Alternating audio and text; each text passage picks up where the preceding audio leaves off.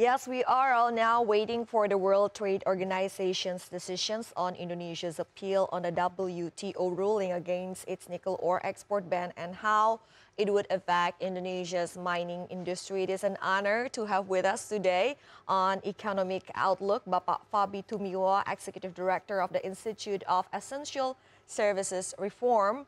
He will share with us his points of view on possible impact of the WTO's final ruling decision on Indonesia's nickel ore export ban. Good afternoon. Thank you so much for coming to our studio. Yes, our pleasure. So at this moment, the WTO appellate body is still unable to review our appeal as the judges have not been formed so far. With this current situation, how long does it take, in your opinion, the WTO ruling can be enforced, and how will we sit like there? Well, thank you. And ideally, dispute in trade dispute should be resolved through negotiations.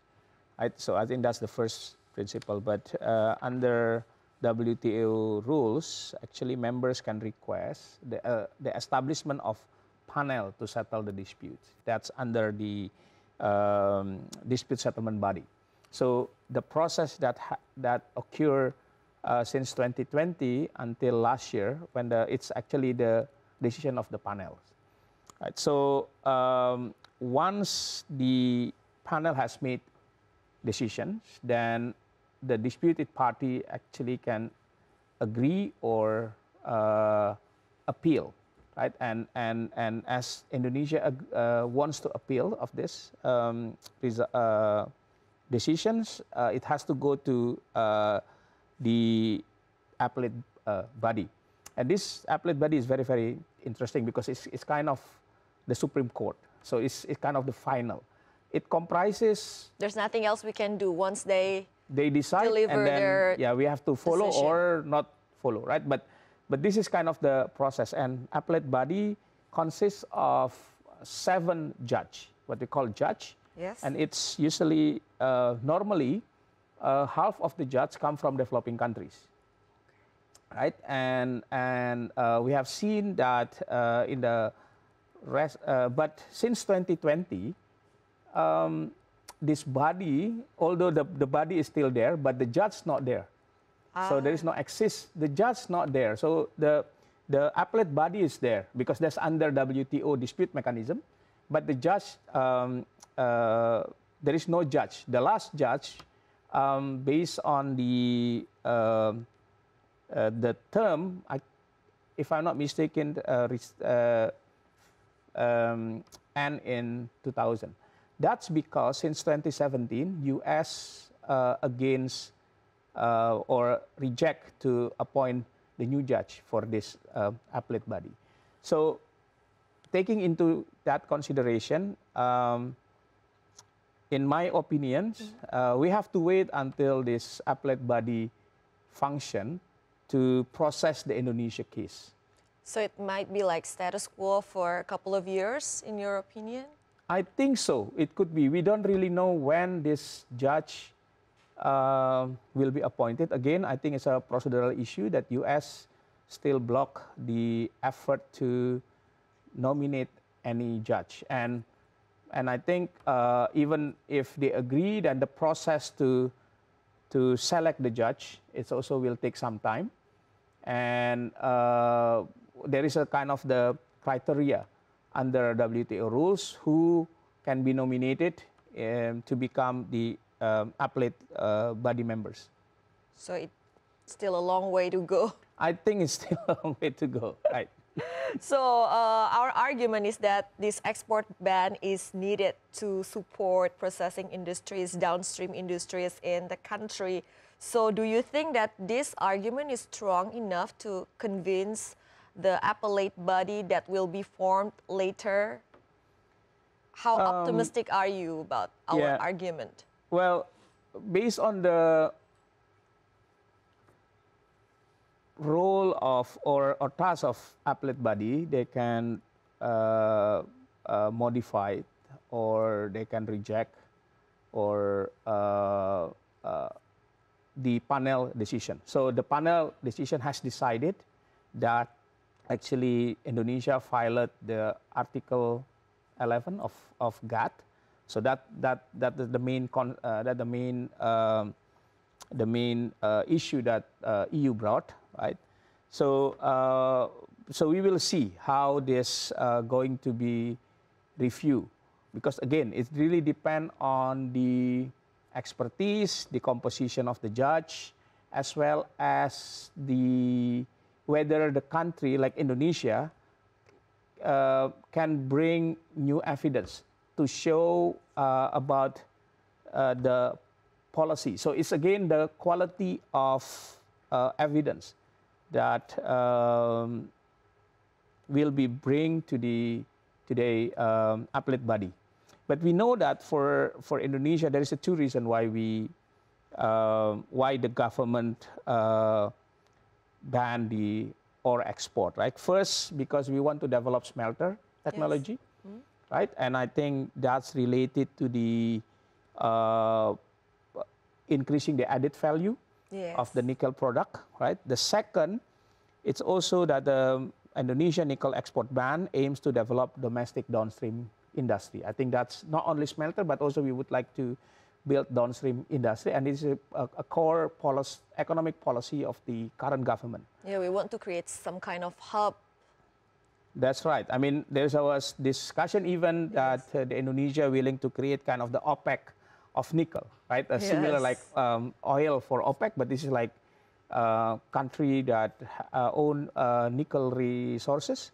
So we have to prove that to the appellate body, and I think the progress, as if we can make a good progress before the appellate body form, I think it will be a good case. We can show that this actually good for developing country like Indonesia, and it's good for economic development. I think we have to show that to the body. So I think we have a good case, but again, it depends on how we present that case, how we present the evidence, and how we talk to the judge in this body.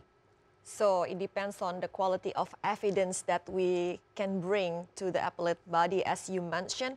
But once they make their decision, it will be final. What are the consequences of the ruling, whatever it be? Should we will respect it or not? What can, I mean, yeah, the worst case scenario if we don't obey the ruling? Actually, under WTO dispute settlement, the option is whether the country can follow, implement, because it has to be adopted, right? But yes, by dispute settlement body, and then it has to be circulated to all members. So yes, there is a kind of sometimes, and then the country can whether they want to follow or they want to neglect that. But there is a consequences if the country doesn't want to follow the decision. There could be retaliation measure. So retaliatory measure is a common in this process. So it's really depend on the country. But I think for Indonesia, let's say if the worst case that the appellate body agree with the panel decision, therefore we can use different mechanism, right? We don't have to ban, but we can implement a number of policy. For instance, we can impose the imposition of higher export duty of exported putting barriers raw nickel ore, right? Because under the GATT agreement, country can do that, and I think a number of country has done. That's one of the options that we have. Yeah, and we can see, so we can increase export duty for raw nickel ore and lower export duty on exported processed nickel. We can also create the policies that foreign importers are required to have processing nickel plants in Indonesia, and creating partnership with domestic industries, and we can also increase the downstream nickel ecosystem, because there is some time before the expiration of the appeal period, right? So we can do all of this, but I think the measures that well, this is not the end of Indonesia, right? So Yes. we can impose this export duty, for instance, which is very, very common. And even EU also, last year, if I'm not mistaken, the EU imposed a countervailing duty of 20% on the import of stainless steel, cold roll flat products from Indonesia. Yes, So they yes. can also impose that. So you see that this duty can be imposed. So Indonesia can use that instrument, and we can use other trade measures Yes. and others. So it's not the end. Yes, so we can use other measures as you mentioned, but what happened to our long-term goal and roadmap of creating and boosting the downstream industries, or even build some kind of OPEC for the nickel industry?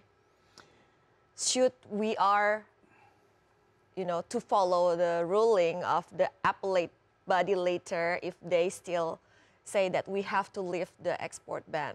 Again, if we have to lift the export ban, then we can use different measures. The intention of Indonesia policy is to make sure that downstream industries, or the smelter here have access to sufficient nickel ore, right? So that's the reason why the government prohibit to export nickel ore, right? Because we want to ensure there's a sufficient ore to be processed in Indonesia, right? So if that's the case, then we have to make sure that we have enough smelter to process this nickel ore, and also the downstream industry to process the nickel into other valuable product like ferronickel, stainless steel, and others, which we can export. Right, so again, the main thing is to process the nickel, right? And right now there is already 21 nickel smelter. President says it is now too many that we have nowadays, he said. 21, because the target in 2024 is 54. But I think based on the latest development, I think not all of them will be able to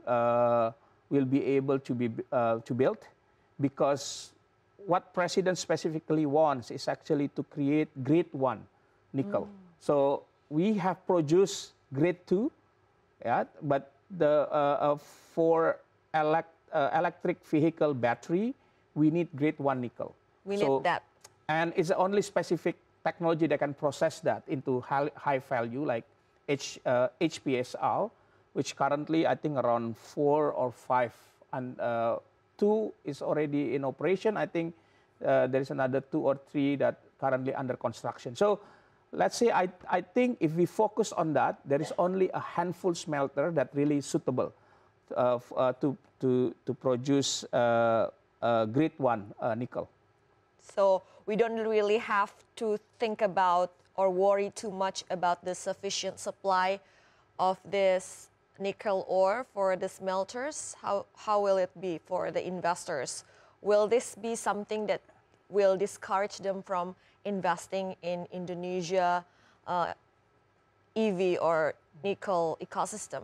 So Indonesia possesses the largest nickel resources, right? I think based on the data from USGS, we have like 22 million ton of nickel ore, nickel basically. So annually, I think Indonesia produces right now around 1 million.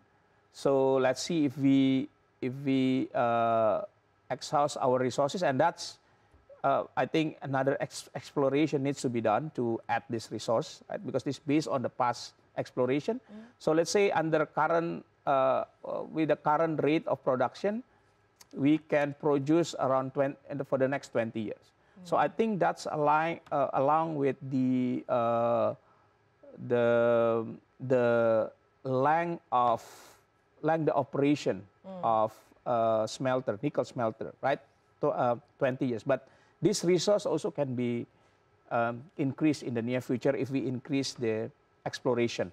But I think that's for Indonesia also. If we serious to develop electric vehicle battery, I think it's important also to look at the other type of battery that maybe require less nickel or even not nickel at all, because the nickel is just the first step to get into the EV battery, right? Because the current technology mainstream is using nickel, but in the near future, I think everybody realized that the nickel and lithium will not sufficient to meet the future demand. So a new technology is actually needed, and we have seen that a number of number of company has developed a new type of battery which not contain nickel, which also we have to be aware about this. Maybe, what are the materials they use? Well, they use a different material, still a number of mineral, but without nickel. There's, I think, right now that technology also exists, and more to come, right? So we have to look at this, and again, I think at the end, nickel is natural resources that cannot be replenished, right? Yes. So once it's gone, it's gone. So we have to think about make sure that we process it in a more effective and efficient way, and sustainability. Of course, we have to adhere that principle, as well as make use of this nickel to develop our downstream industry, which is because that's where we can have economic value, the most economic value of our natural resources. So yeah, last question to sum up this discussion. Should we worry too much about the WTO's appellate body decisions or ruling regarding our ambition to create or build EV ecosystem in Indonesia? I think we have to do our best to present the case and evidence of that back this policy to appellate body. So I think we have to prepare that and prepare our member to also lobby other WTO countries. So first we have to prepare. Second, I think we have to develop a policy that anticipate the ruling of this appellate body. And as I mentioned, there's at least 3 options that we can do. So we can prepare the regulation, communicate that with the investor and stakeholder. I think now everybody's waiting, right, for the investor to know what is the next step. I think it's good for Indonesia right now also to communicate this to a number of investors, that if, for instance, the appellate body agree with the decision of the panel, Indonesia will do this, this, and this. And I think with that, we can ensure the confidence of the investor, as well as continue with the development of our industry, in particular to build EV ecosystem. Because right now, I think it's very, very clear that Indonesia will go into this battery production as well as EV manufacturing. So it's not just until this... not only the battery. Not only the nickel, not only the battery, but also producing a car or motor, and to supply our domestic demand as well as for export. Yes, thank you very much, Mr. Fabby Tumiwa, for joining us, Executive Director of the Institute of Essential Services Reform. It's good to have you in the studio.